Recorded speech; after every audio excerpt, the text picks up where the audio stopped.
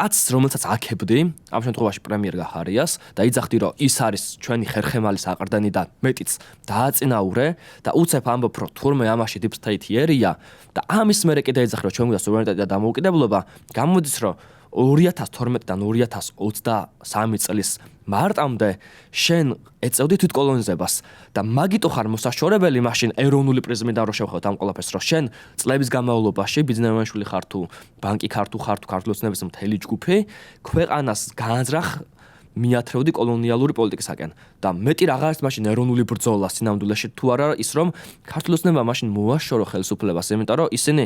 ღიად ასრულებენ მაშინ deep state-ის დაკვეთას თუ ეგრე არის ძმაო და თუ ვინმეს ემორჩილები და ქართულობას კარნახობენ დასავლეთიდან, deep state-დან, მაშინ იმანიშვილი და მისი გუნდა წავიდეს საერთოდ, იმიტომ რომ ანტიქართველები გამოდიან, მაგრამ ესაც ხო სიამოვნებაში რაღაც თავის გამართლების მორიგის საშუალებაა, რომ მე არაფერ შუაში ვარ, ისინი მკარნახობენ.